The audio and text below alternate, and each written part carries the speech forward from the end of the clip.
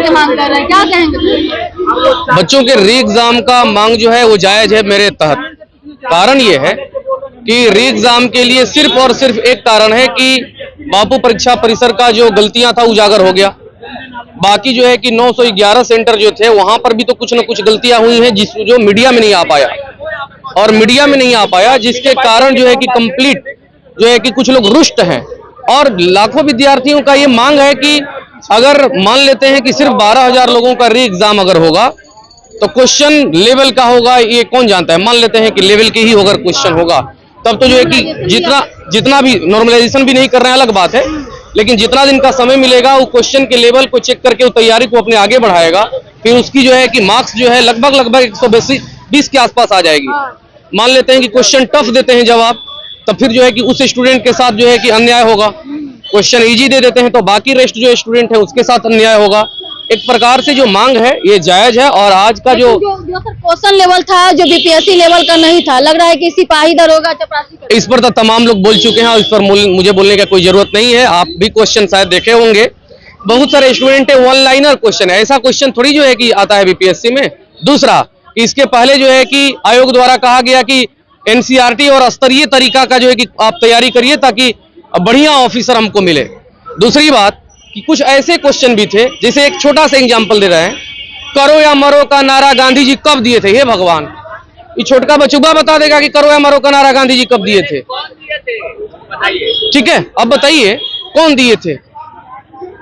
ये सब कोई क्वेश्चन हुआ? ठीक है, 2, 4, 10, 25 क्वेश्चन ऐसे था जिसको एक लाइन में नहीं बन सकता था, लेकिन ये स्तरीय क्वेश्चन ही कहा जा सकता है। रही सही बात की जहां पर भी गड़बड़ी हुआ एक लाइन में बोल दिया गया आयोग के द्वारा कि वहां पर उपद्रवी थे, ऐसा कहना उचित है? उपद्रवी, कोई उपद्रवी जाता है एग्जाम देने बीपीएससी का या सिविल सर्विसेज का, और उपद्रवी थे तो कैसे जो एक एंट्री मिल गया? एक लाइन में मैम हम आपसे ये कहना चाहते हैं कि उपद्रवी केवल बापू परीक्षा परिसर में ही घुसे और कहीं नहीं घुसे थे, तो ये पल्ला झाड़ना थोड़ा उचित नहीं है। एक सही तरीके से जो है कि एनालाइज किया जाए, प्रॉब्लम्स कहाँ है, संवाद किया जाए विद्यार्थियों के साथ, अभ्यर्थियों के साथ। यहाँ पर मिस्टेक कैसे हुआ? जैसे स्टार्टिंग में जब चेक किया जाए तो पूरा सारा चीज ऑर्नामेंट से लेकर के सब खुलवा करके ले लिया जाता है, उसमें में जैसे एडमिट कार्ड जब चेक होता है तो मतलब कि वीडियो पर वीडियो होता है, कैमरा रिकॉर्डिंग होता है, उसके बाद फिर स्कैनिंग होता है, बार कोड ओएमआर शीट को क्या स्कैन किया जाता है, बहुत सारे, वही तो हम भी बोल रहे हैं, बहुत सारे फुल प्रूफ व्यवस्था के साथ आयोग जब था तब ऐसे लोग कैसे घुस गए? अगर ऐसे लोग घुस गए तो उनको चिन्हित करके जो है कि आप दंड दीजिए, उनका सारा इतिहास खंगालिए कि वो कौन लोग हैं। अगर इसमें मान लेते हैं कि बहुत सारी चीजें जो है कि आपके पक्ष में नहीं है तो गलती थोड़ा सा स्वीकार आप भी करिए कि हमसे गलती हुई है। ठीक है, दूसरी बात की आधा घंटा लेट तक भी पेपर मिला है, इसको भी स्टूडेंट एक्सेप्ट कर रहा है, बहुत सारी चीजें हैं। ठीक है, लेकिन इसमें आयोग को बिल्कुल पल्ला नहीं झाड़ देना है कि हमसे गलती नहीं हुई है, छात्र उपद्रवी हैं। ठीक है, हम हाथ जोड़ करके रिक्वेस्ट कर रहे हैं आयोग से कि स्टूडेंट से संवाद करिए, और लाखों स्टूडेंट इस पक्ष में हैं कि आप जो है कि समय निर्धारित करिए और सबका एग्जाम लीजिए। और हम भी इस मांग को कर रहे हैं कि 70th बीपीएससी का री एग्जाम फॉर ऑल। बीपीएससी जो है 17वां बीपीएससी जो है बिहार में बाहर बा और बीपीएससी छात्रों का स्थिति खराब बा। कैसे छात्र खराब काहे री एग्जाम करवाना चाहते हैं भाई जी? क्योंकि बहुत सारे सेंटर पे प्रॉब्लम हुआ है। सेंटर पे एग्जाम दे करके हम भी वैशाली राजनारायण कॉलेज में हम भी दे करके आए हैं, वहाँ तो सब ठीक ठाक था। आप जिस सेंटर पे दिए क्या पूरा बिहार में वही एक सेंटर था? बापू का सुनने में आ रहा है तो सुनने में आ रहा है वो इतना बड़ा मामला हो गया कि उसके सामने बाकी सारा मामला छोटा पड़ गया है। जैसे किसी बड़े आदमी के सामने छोटा छोटा आदमी पीछे ढक जाता है, वही हुआ है। बापू परिसर का मामला इतना बड़ा हो चुका है कि उसके सामने जो बाकी छोटे छोटे सेंटर कैंसिल करवाना चाहते हैं। बिल्कुल पूरा सेंटर, क्योंकि देखिए यहाँ सारा मामला यहाँ से शुरू हो गया है कि उन्होंने एक जगह का एग्जाम कैंसिल किया है। अब वो 12,000 बच्चे कोई एक सेंटर नहीं है, पूरा एक जिला है अपने आप में। तो अगर एक सेंटर पे आप फिर दूसरे पेपर से एग्जाम लेते हैं और दूसरे जगह पे आप अगर बाकी दूसरे पेपर से आपने पेपर लिया है तो फिर आप उसको कैसे बैलेंस कैसे कीजिएगा, इक्वेट कैसे कीजिएगा? जैसे हम लोग जो पेपर दिए हैं और जो अब नया पेपर होगा तो दोनों को इक्वेट कैसे करेंगे? वो 12,000 बच्चों को तो फिर तो नॉर्मलाइजेशन होगा। वो कह रहे हैं नॉर्मलाइजेशन नहीं करेंगे, तो फिर नॉर्मलाइजेशन अगर आप नहीं करते हैं तो फिर ये लेवल प्ले फील्ड तो हुआ नहीं ना। आपको किसी और पेपर से, मेरा किसी और पेपर से, तो खिलवाड़ हो गया। इसका एक ही उपाय ही है कि सबको वापस से हाँ एक बार फिर से एग्जाम हो, हाँ री एग्जाम होगा, सबको इक्वल लेवल प्ले फील्ड मिलेगा, सबको फिर से अपना परफॉर्मेंस करेगा। और दूसरा कि ये कोई क्वेश्चन पेपर है जिसमें आप पूछ रहे हैं टेक्सटाइल मिनिस्टर कौन है, फलाना विधायकी जो आई है वो किस कंस्टिट्यूशन, आप डीएसपी बना रहे हैं कि चपरासी बना रहे हैं? क्वेश्चन का लेवल आप इतना बोले कि यूपीएससी का पूछेंगे फलाना, एक क्वेश्चन यूपीएससी का लेवल का होगा? मतलब हम लोग बेवकूफ थे ना जो एनसीईआरटी पढ़े हैं। स्पीडी रट के ही चले जाते हैं, बता देते अगर चपरासी का एग्जाम लेना था तो। हम लोग चपरासी का फॉर्म नहीं भरे थे, हम लोग भरे थे डीएसपी एसडीएम का।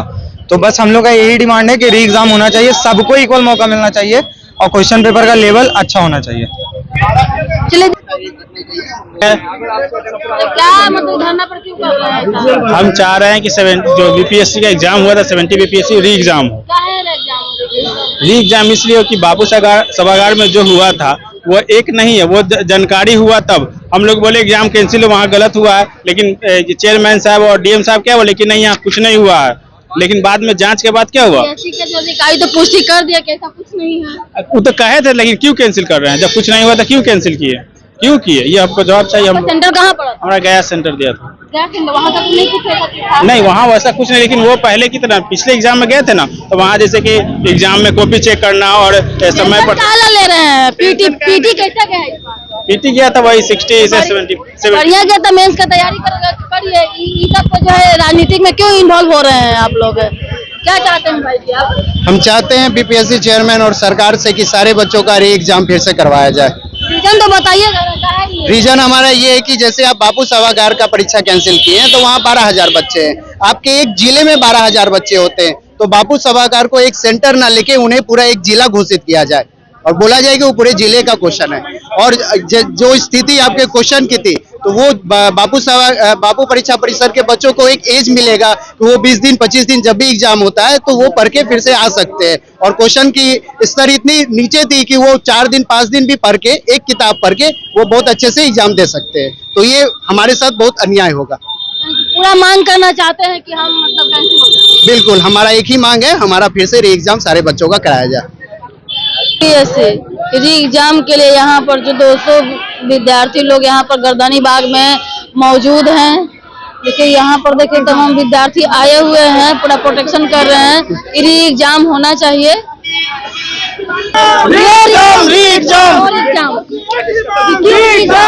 वन पेपर क्यों एग्जाम करवा रहे हैं? सर खुद बोले थे 4 लाख के साथ अन्याय नहीं करेंगे। अभी अब उनको अन्याय नहीं दिख रहा है जब अलग अलग एग्जाम हो रहा है।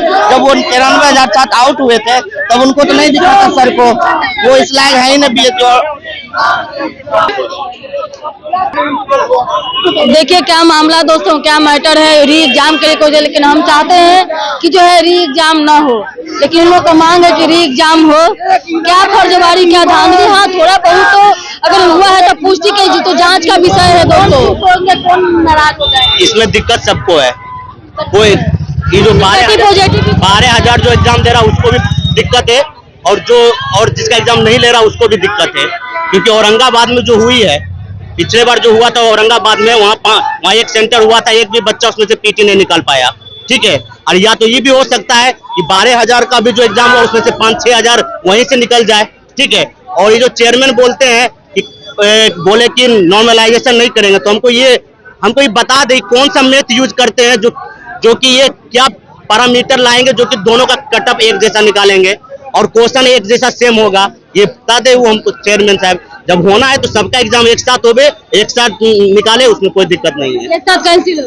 हाँ, एक साथ कैंसिल हो, सबका एक डेट दे दे, 10 दिन में ही एग्जाम ले ले, कोई दिक्कत नहीं है। जो बच्चे जो प्रिपरेशन कर रहे थे इससे किसी के नेगेटिव किसी के पॉजिटिव भी होता है? हाँ आराम से, हाँ नेगेटिव पॉजिटिव होंगे ना, चाहे कुछ को लिए, कुछ के लिए भी एग्जाम ना हो भी ठीक है, किसके लिए हो उसके लिए भी नहीं, ये यदि ये मत सोचिए कि जिसके लिए एग्जाम सबके लिए बराबर, ये जो एग्जाम हो रहा है ना इस सबका नुकसान है। ठीक है, इस सबका नुकसान, यदि बटेंगे तो मेंस में छटेंगे, याद रखिएगा।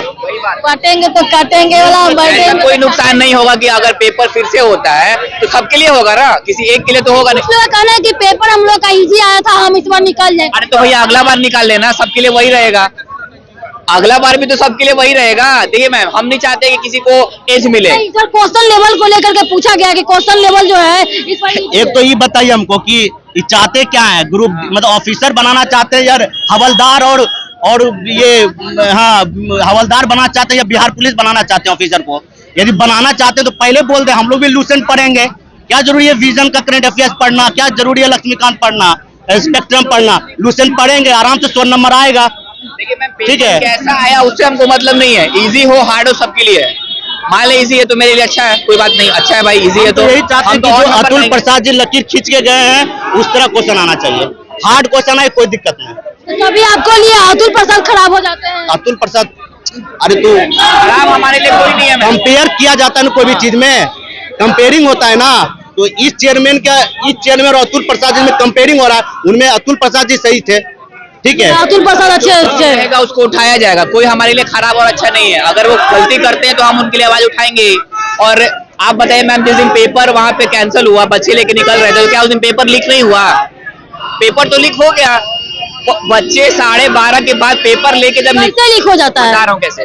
बच्चा पेपर जब लेके हाथ में निकल गया और 2 बजे पेपर है, 12:30 बजे बच्चा के हाथ में पेपर है, तो पेपर लीक नहीं हुआ। मोबाइल में तो हर जगह वायरल हो रहा है। कैसे वायरल हो गया सब चीज, पूरा बेल्ट सब खुलवा करके जो है वो सब तो पहले हुआ ना, जब हंगामा हो गया उसके बाद तो पेपर सब जगह निकल गया। हाथ में लेके लोग घूम रहा है, तो रंगने वाला तो 10 मिनट में, आधा घंटा में रंग लेगा। 12:30 तक हंगामा हो गया, तो अभी तो 1.5 घंटा बचा हुआ है ना एग्जाम में, तो उसका जांच क्यों नहीं करते हैं चेयरमैन साहब? एक ही सेंटर का ना ऐसा हुआ है। अरे तो चोरी तो कहीं से भी हो सकता है, एक सेंटर तो हो सकता है, पूरा सेंटर से हो। एक सेंटर के कारण पेपर लीक नहीं हो सकता है। सभी सेंटर बदनाम। पेपर लीक हुआ वहां से पेपर आउट हुआ, बच्चा हाथ में क्वेश्चन पेपर लेके घूम रहा है, तो क्या हुआ? 12 से 2 के बीच में किसी के हाथ में क्वेश्चन पेपर आ जाए, 12 से 2 के बीच में किसी के हाथ में क्वेश्चन पेपर आ जाए तो पेपर लीक नहीं है तो क्या है? आप ही बता दीजिए। मैडम, ये तो जांच का विषय है, तो आपने क्यों नहीं बोला कि हम सीबीआई से जांच करवाते हैं? अगर बच्चा मांग कर रहा है कि जांच कराया जाए, तो ईओयू से या सीबीआई से जांच क्यों नहीं कराए? आपने पहले डिसीजन ले लिया कि पेपर रद्द किया जा रहा है।